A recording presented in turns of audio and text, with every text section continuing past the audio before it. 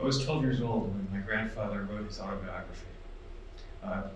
He wasn't anybody famous, he wrote it for the family. It was 4 loose leaf binders filled with 1,000 typewritten pages, photos, documents, letters that he'd saved. He'd been a doctor in Brooklyn, but mostly what he wrote about was his life before that in Europe. I'm American. My grandparents came here as refugees from World War II, from Austria. My dad was 7 years old in 1938 when he and his father fled Vienna, fleeing from the Nazis. And I grew up hearing their stories. I knew that my dad spent 3 years from age 7 to 10 as a child refugee in occupied France with his young aunt Lisa in danger for their lives. I knew that my grandfather had been drafted at age 18 as a soldier in the Austro-Hungarian army during World War I, and that he'd spent 3 years in the trenches on the Russian and Italian fronts.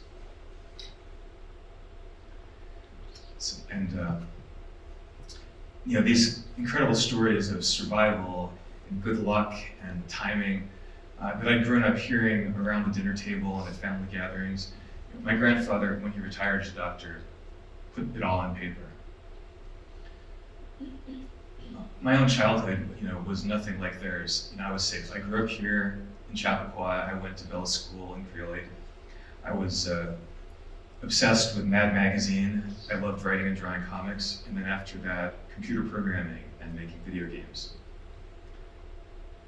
I was 14 years old when this autobiography that my grandfather had written arrived in our house.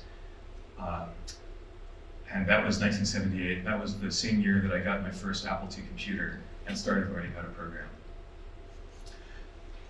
I'm going to tell you 3 stories. 1 story from my life and 2 stories from theirs.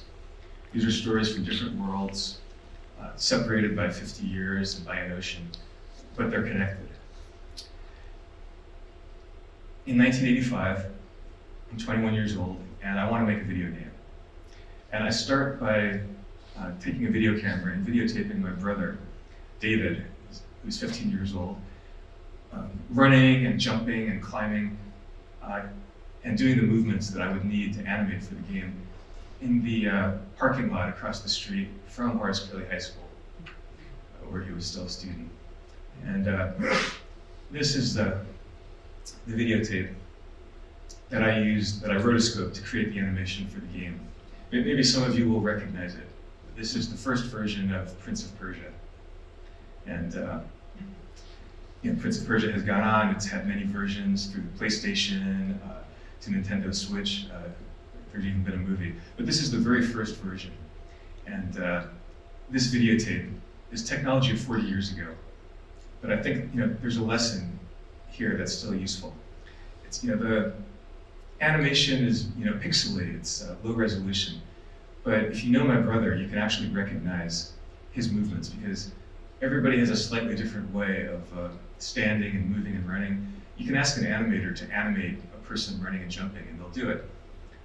But then you get a generic animation. My brother is not an athlete. He is not a trained stunt person.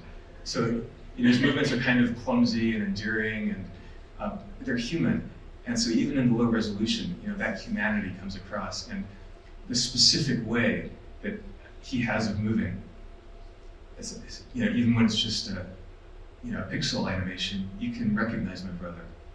And I think that's part of the charm of the game, and it's part of the reason that it's endured so long, because paradoxically, the fact that my brother's movements are so unique makes it universal, and creates a character that millions of people have been able to play and identify with and project themselves in their imagination into being this character on screen in a video game, because he's human.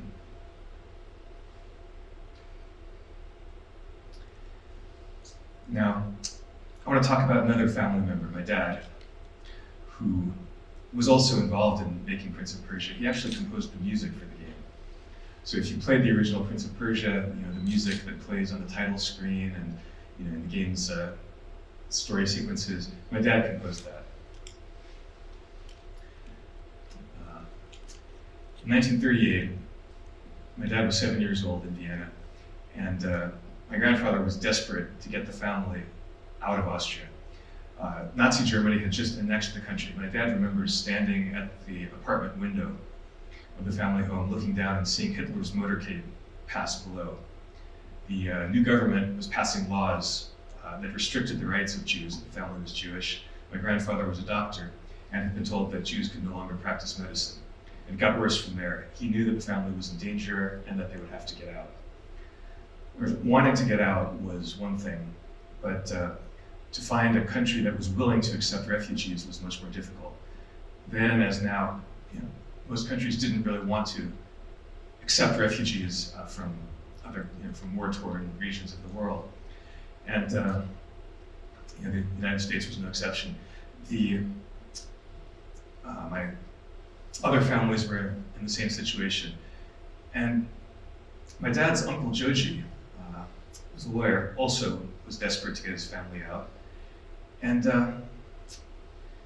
he was cleaning out his basement when he came across 2 framed watercolor paintings that he'd sort of put there and forgotten about years ago, and he noticed that these watercolors were signed Adolf Hitler. Now, in fact, years earlier, before World War I, the young Adolf Hitler had been an aspiring artist and painter in Vienna. He'd applied to art school. He didn't get in. He ended up going into the military, and then after that, he went into politics. But in this period of his life, Hitler was painting watercolor images of Vienna and selling them to a local frame shop to make money. And my dad's uncle Joji had bought 2 of these paintings. These paintings saved their lives. Uncle Joji was able to trade the paintings to a local official for visas to get himself and his family out of Austria to France. And once he was in France, he was able to get 2 more tickets for my dad and for my grandfather. And so that's how my dad and grandfather were able to leave Vienna in 1938 for Paris to start a new life as refugees in a new country. Saved by art. Now, third story.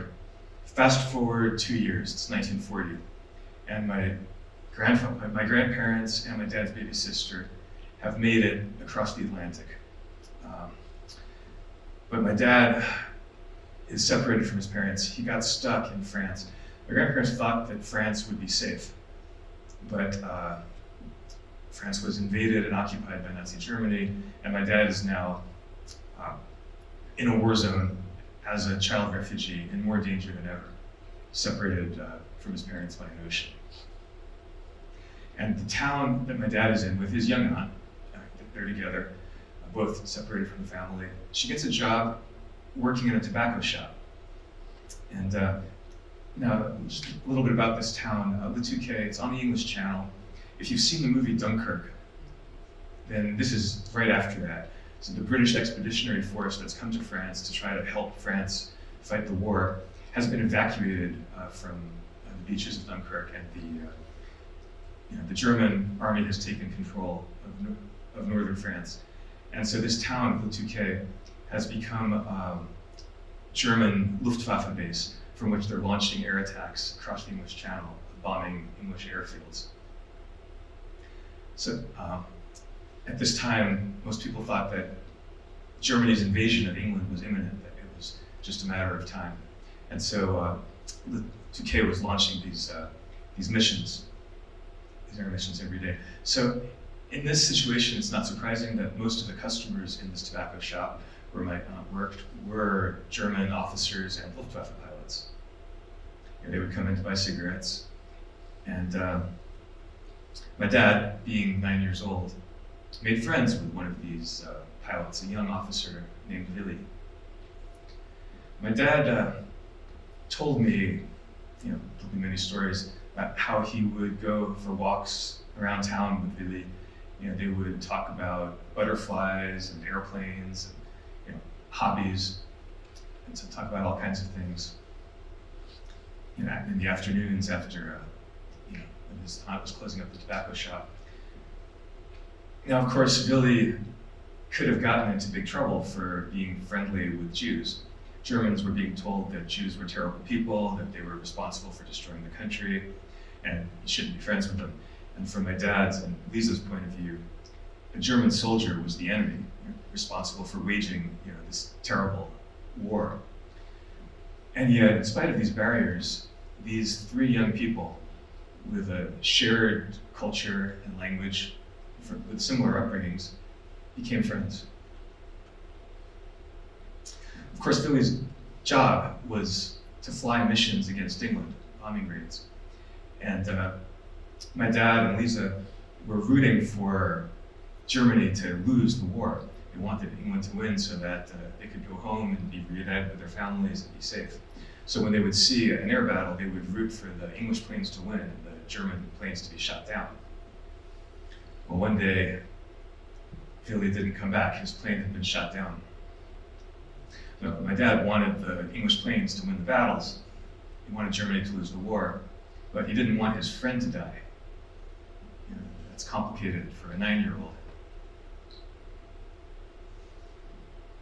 And this story of Willy has a coda. There's one more twist. About a week after Willy disappeared, a car pulled up to the tobacco shop, and 2 German officers came in, bought cigarettes, and one turned to the other, and they spoke in German in front of my dad and my aunt. And one soldier said, "So this edict that Jews and foreigners have to go to the city hall to register, that goes into effect Monday, right?" And the other officer said, yes, Monday is when the edict goes into effect. And they paid for their cigarettes and they walked out. And my aunt looked at my dad and said, "Okay, they know perfectly well that we understand German. Those were Willy's friends. They came here to warn us." Because for Jewish refugees to register at City Hall was in effect to register to be deported and to end up in a camp.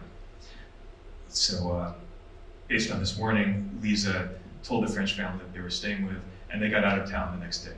The edict was Monday, they got out on Sunday. And this began a 2-year odyssey in which Lisa and her 9-year-old nephew, my dad, went from town to town through France, one step ahead of the Gestapo, always in danger, and with my dad's parents across the Atlantic trying to find a way to get them out of Europe.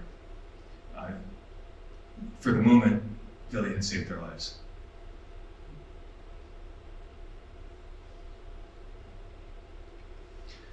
So these stories, separated by time, stories from different worlds, are connected. The story of a little boy whose life is saved twice. First by watercolor painting, by a young artist who will grow up to become a dictator.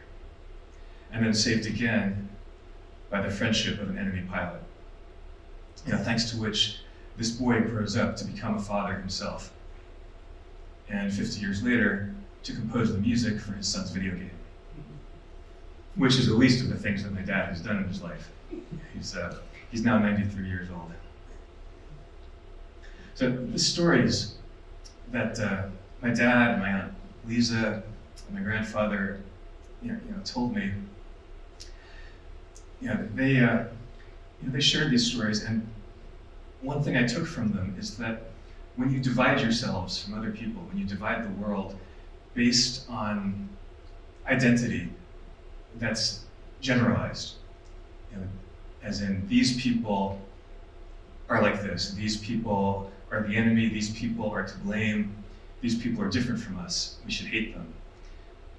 When you do that, this misses the truth that each individual person is complex and unique. And one person's life has impact that ripples outward into the future. And when I was a kid, I wanted to draw comics and caricatures. I stopped doing that. For 40 years, I did other things. I made video games, movies. Recently, I got back to this early childhood passion.